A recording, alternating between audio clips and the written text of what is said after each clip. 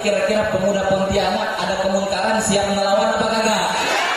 Ada kezaliman siap dilawan apa kagak? Maka katakan kepada mereka para pengkhianat bangsa, kami pemuda-pemudi Pontianak tidak akan pernah berhenti walaupun mati. Kami tidak akan pernah mundur walaupun hancur. Kami akan lawan kalian sampai titik darah perhabisan, saudara-saudara.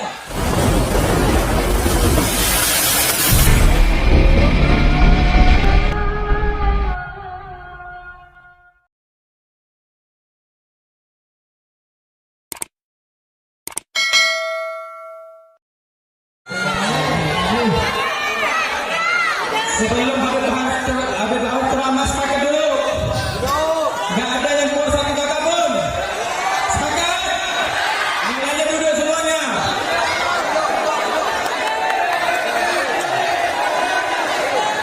Oke, yang kata duduk semua.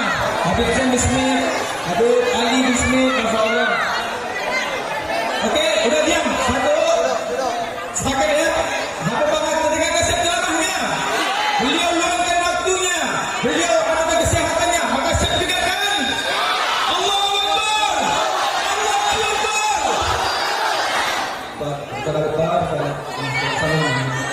Sama-sama semuanya. I love you, I love you.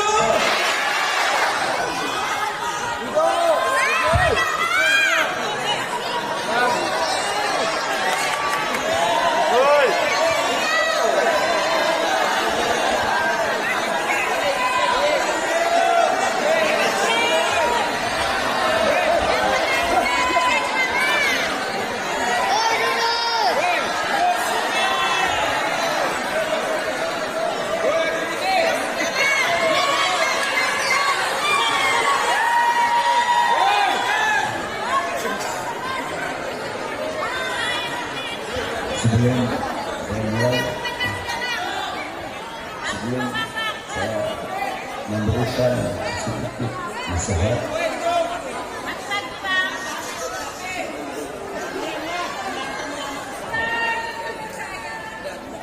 sama-sama kita mendengar sedikit nasihat dari Sayyidina Ali bin Habib Zain bin Ali bin Suhaib.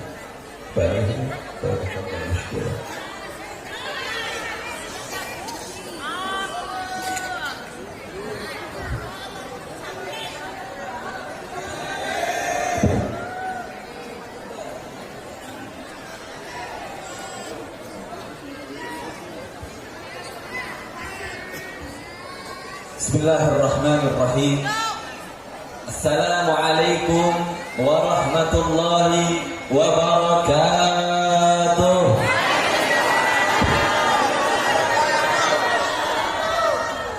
Alhamdulillah, alhamdulillahil wahidil qahharil jabbar, wassalatu wassalamu ala sayyidina Muhammadinil mukhtar wa alihil adhar wa ashabihil akhyar. Asallahu subhanahu wa ta'ala an yumli'ana bil baraka bisababi haul al-habib Muhammad bin Abdullah al-Mutahhar wa nad'u da'iman bisihhati li asadil minbar al-habib Muhammad Bahar. Amma ba'd. Amin amin ya rabbal alamin. Al-mukarram wal mukhtaram yang sama-sama kita cintai dan yang kita muliakan, wabil khusus guru kita tercinta yaitu Al-Habib Muhammad Bahar bin Ali bin Suhaib. Kita doakan beliau agar senantiasa Allah berikan kesehatan rohani dan jasmani, dan Allah Subhanahu wa taala kokohkan di dalam perjuangannya, dan Allah Subhanahu wa taala hancurkan musuh-musuhnya. Amin ya rabbal alamin. Tidak lupa pula kepada Sahibul Bait Al-Habib Ais Al-Mutahhar, dan juga kepada ketua panitia Al-Habib Iqbal Al-Mutahhar, Al-Habib Umar Al-Hamid, dan juga Al-Habib Umar Al-Mutahhar. Kita doakan kepada seluruh ulama-ulama kita, para habaib kita senantiasa diberikan kesehatan oleh Allah Subhanahu wa taala, dikokohkan jalan juang dakwahnya. Amin amin ya rabbal alamin. Dan tidak lupa pula kepada seluruh hadirin hadirat, semoga tidaklah kita keluar dari tempat yang mulia ini kecuali Allah Subhanahu wa taala ampuni segala macam dosa-dosa kita, baik dosa-dosa yang telah berlalu dan dosa-dosa yang akan datang. Amin, amin ya rabbal alamin. Duduknya kita saudara-saudara yang dirahmati oleh Allah Subhanahu wa taala pada malam yang mulia ini adalah semata-mata untuk memperingati daripada Maulid Agung baginda Nabi besar Sayyiduna Muhammad sallallahu alaihi wasallam. Nabi Muhammad, beliau adalah ahsanun nas khalqan wa khuluqan. Beliau adalah manusia yang paling indah. Beliau adalah manusia yang paling istimewa, baik secara fisik ataupun secara akhlak, saudara-saudara. Untuk menggambarkan keindahan Nabi Muhammad, walaupun pepohonan menjadi pena, lautan menjadi tinta, itu tidak akan pernah cukup untuk menggambarkan kemuliaan daripada akhlak baginda Nabi kita Sayyiduna Muhammad sallallahu alaihi wasallam. Akan tetapi ada suatu kisah yang menarik, yang dimana kisah ini adalah mencerminkan tentang bagaimana keindahan fisik rupa daripada Nabi kita Sayyiduna Muhammad sallallahu alaihi wasallam, yaitu kisah daripada Islamnya seorang sahabat yang bernama Hassan ibn Sabit. Hassan ibn Sabit, dahulunya beliau itu adalah seorang syu'ara. Beliau adalah seorang penyair yang sangat-sangat terkenal.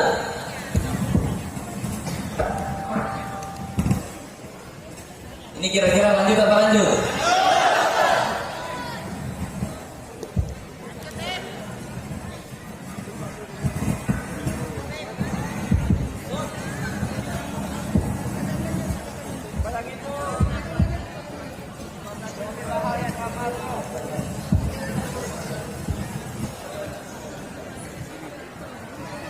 Kira-kira hadirin masih pada semangat di sini? Lanjut lagi. Kita lanjutkan tentang bagaimana keindahan daripada fisik Nabi kita Sayyiduna Muhammad sallallahu alaihi wasallam, yaitu kisah daripada seorang sahabat yang bernama Hassan ibn Sabit.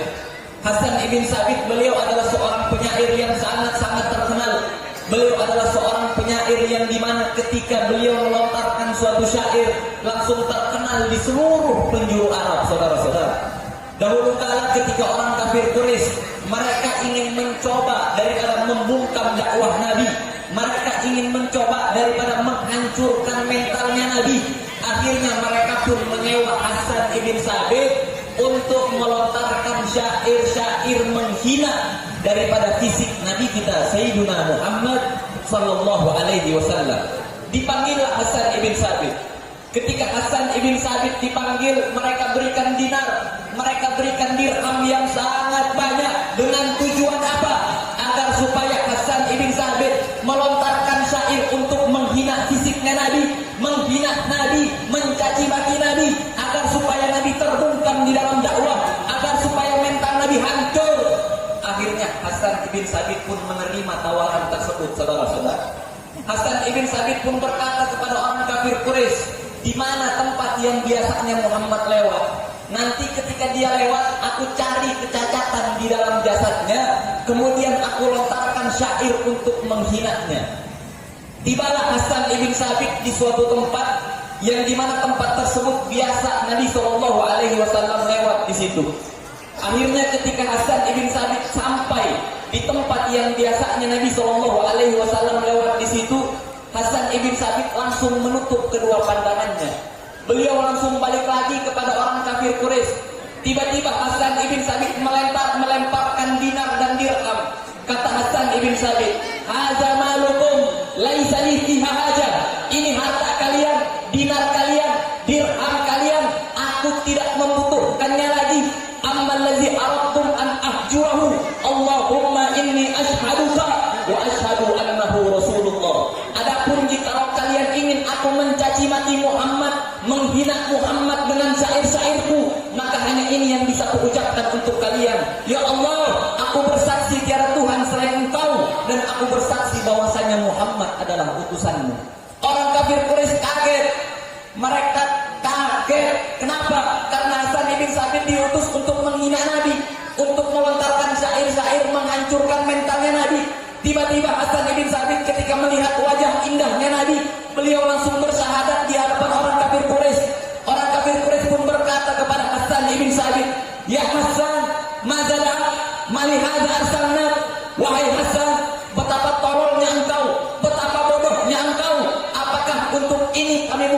wahai Hasan.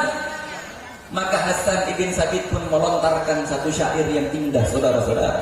Apa kata Hasan ibn Sabit? Falamma ra'aitu anwarahu sada'at wada'tu min khifati kaffi ala basari khawfan ala basari min husni suratih falastu anduruhu illa ala qadari ruhun minan nuri fi jismin minal qamari kahilyatin musijat minal anjumi zuhri. Apa kata Hasan ibn Sabit kepada orang kafir Quraisy? Falamma ra'aitu anwarahu sada'at, ketika aku melihat wajah jasad Muhammad tiba-tiba meluncur, tiba-tiba memancarkan cahaya yang sangat indah. Falastu anduruhu illa ala qadari, maka aku tidak bisa melihat keindahan wajah Muhammad kecuali hanya sekedar batasku saja. Khaufan ala basari min husni suratih falastu anduruhu illa ala qadari, karena aku takut ketika melihat indah wajah Muhammad mataku menjadi buta saking indahnya wajah Nabi kita Sayyidina Muhammad sallallahu alaihi wasallam. Dilanjutkan oleh Hasan ibn Sabit, ruhun minan nur, ruhnya Nabi Muhammad terbuat dari cahaya, fi jismin minal qamari, di dalam jasad yang terbuat dari rembulan, kahilyatin musijat minal anjumi zuhri, rangkaian jasad Nabi Muhammad seperti bintang-bintang kejora yang ditenun, saudara-saudara. Berarti Nabi kita indah apa indah? Nabi kita manusia yang paling istimewa apa paling istimewa?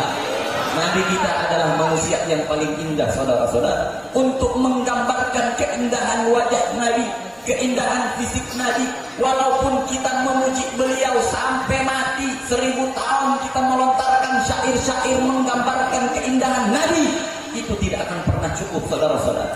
Itu tidak akan pernah cukup. Sebagaimana dikatakan di dalam Burdah, fa inna fadla rasulillahi laisa lahu haddun fayuribu anhu naqibun bifami.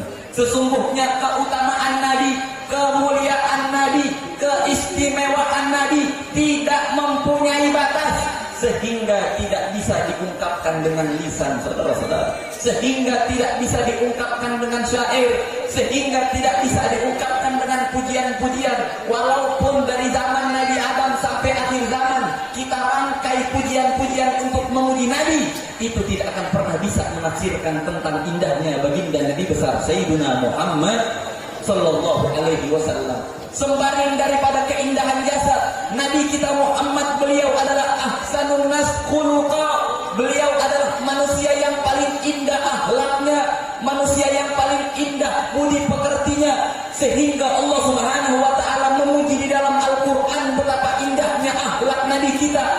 Wa innaka la'ala khuluqin adzim, sesungguhnya engkau wahai Rasul, engkau wahai Nabi, engkau benar-benar berada di atas budi pekerti yang sangat mulia.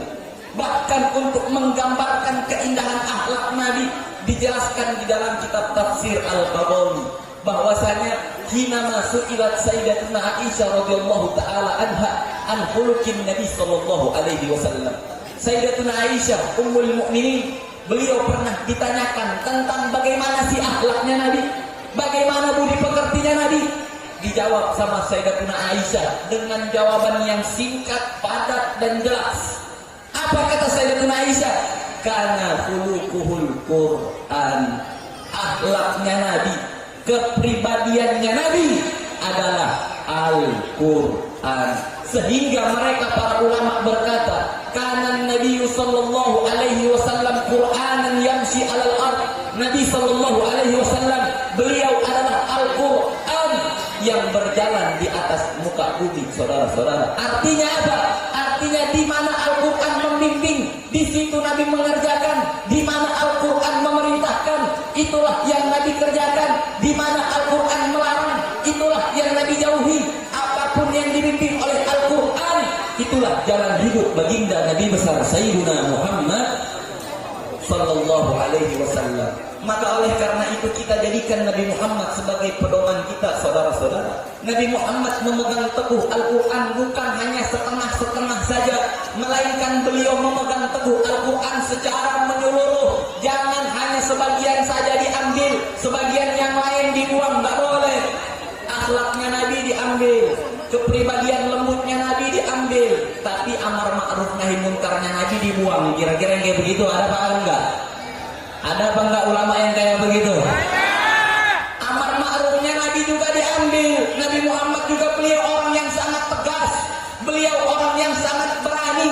Jangan hanya mengimani sebagian saja dari Al-Quran, sedangkan Al-Quran yang lain dibuang, ayat-ayat yang lain tidak digunakan. Jangan, saudara-saudara.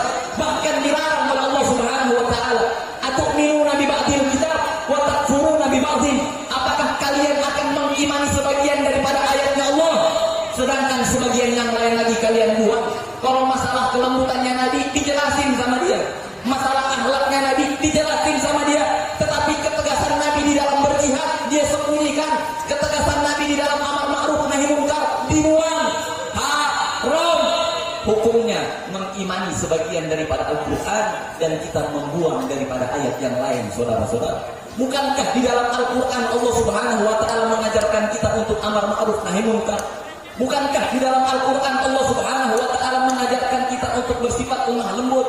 Bukankah di dalam Al-Quran Allah Subhanahu wa taala memerintahkan kita untuk menjauhi kemunkaran, sayyi'at, dhalalat? Begitu juga Al-Quran memerintahkan kita untuk melawan segala macam kezaliman dari manapun datangnya. Betul? Berarti kalau seandainya pemerintah zalim, lawan apa biarkan? Pemerintah membuat pasal-pasal yang menyengsarakan masyarakat, lawan apa biarkan? Lawan, saudara-saudara. Bahkan di dalam hadis yang diriwayatkan oleh Imam Bukhari, Nabi SAW beliau pernah bersabda. Apa kata Nabi? La tatamannau liqa'al adu. Jangan kalian angan-angan ingin bentrok sama musuh. Jangan kalian angan-angan dengan bentrok bersama musuh. Yakni angan-angan bentrok aja dilarang sama Nabi. Berarti Islam agama yang damai apa bukan? Nabi ngajarin kita damai apa bukan? Nabi ngajarin kita damai. Apa kata Nabi? Jangan angan-angan bentrok sama musuh. Tapi dilanjutin tuh hadis, jangan dipotong-potong. Soalnya nih ulama-ulama ulama-ulama yang lebih berbahaya dari Dajjal, mereka tuh cuma ngambil sepotong-potong aja. Bagiannya yang lain kagak dilanjutin sama dia. Bener kata Nabi, la tatamannau liqa'al adu. Jangan kalian angan-angan bertemu dengan musuh. Jangan kalian angan-angan bentrok sama musuh. Akan tetapi lanjutan hadisnya, fa idza laqaitumuhum fa'lamu fasbiru fa'lamu annal jannata tahta dhilal suyuf, kata Nabi sallallahu alaihi wasallam. Akan tetapi ketika musuh telah melawan, ketika musuh telah melakukan kebijakan yang zalim, sayyi'at, dhalalat, mereka telah bertemu bentrok dengan kita karena mereka menegakkan kemungkaran, maka lawan, kata Nabi.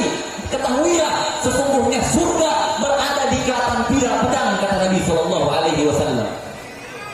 Apa kata Nabi? Ketahuilah sesungguhnya surga berada di bawah kilatan pedang. Berarti surga taruhannya adalah nyawa. Sebagaimana Allah Subhanahu wa taala berfirman dalam Al-Qur'an, "Innallaha ishtara minal mu'minina anfusahum wa amwalahum bi anna lahumul jannah." Sesungguhnya Allah Subhanahu wa taala membeli jiwa-jiwa orang yang beriman. Allah Subhanahu wa taala membeli harta-harta orang yang beriman. Allah beli dengan apa? Allah beli dengan surga. Berarti kira-kira pemuda Pontianak ada kemungkaran siap melawan apa kagak? Ada kezaliman siap dilawan apa kagak? Maka katakan kepada mereka, para pengkhianat bangsa, kami pemuda-pemudi Pontianak tidak akan pernah berhenti walaupun mati. Kami tidak akan pernah mundur walaupun hancur. Kami akan lawan kalian sampai titik darah perhabisan, saudara-saudara. Kemudian setelah ini mari kita dengarkan tausiah agama yang akan disampaikan oleh guru kita yang mulia, yaitu Al-Habib Bahar bin Ali bin Sukaid. Karena cintanya beliau kepada antum-antum orang, beliau dalam keadaan sakit, beliau dalam keadaan diinfus, beliau tetap hadir itu karena cinta yang sangat besar dari dirinya beliau kepada masyarakat pemuda-pemudi Pontianak. Alhamdulillah. Satu, saudara-saudara, hadis yang akan saya tutup, yaitu hadis yang saya baca di dalam kitab Ihya Ulumuddin, di mana Nabi Shallallahu Alaihi Wasallam ketika sedang berkhutbah, tiba-tiba orang Arab Badui memotong khutbahnya Nabi, memotong ceramahnya Nabi. Kemudian Arab Badui berkata kepada Nabi, apa katanya Arab Badui? Ya Rasulullah, mata sa'ah. Ya Rasulullah, kapan sih hari kiamat? Ini Arab Badui nanya, ya Rasulullah, kiamat kapan? Nabi kita cerdas, dijawab sama Nabi, ma'adattalaha, apa yang telah kamu persiapkan untuk hari kiamat? Dijawab sama ini Arab Badui, ma'adattulaha tasira salatin wala siyamin illa annani uhibbullah wa rasulah. Ya Rasulullah, aku tidak mempersiapkan banyak ibadah untuk hari kiamat. Ana nggak banyak sholat, ana nggak banyak puasa, ana nggak banyak sedekah. Hanya saja ana cinta kepada Allah, ana cinta kepada Rasulullah. Apa jawab Nabi? Yuhsyarul mar'u ma'aman ahab. Sesungguhnya nanti kelak di akhirat kita akan dikumpulkan bersama dengan orang yang kita cintai. Habib Bahar cinta kepada antum orang, antum orang cinta kepada Habib Bahar. Insya Allah kelak kita akan dikumpulkan bersama Habib Bahar dan juga datuknya beliau yaitu Nabi Muhammad. Amin amin ya rabbal alamin. Rabbi fanfa'na bi barakatihim wahdina husna bi hurmatihim wa amitna fi tariqatihim wal mu'afata minal fitani wal afu minkum. Wassalamu alaikum warahmatullahi wabarakatuh.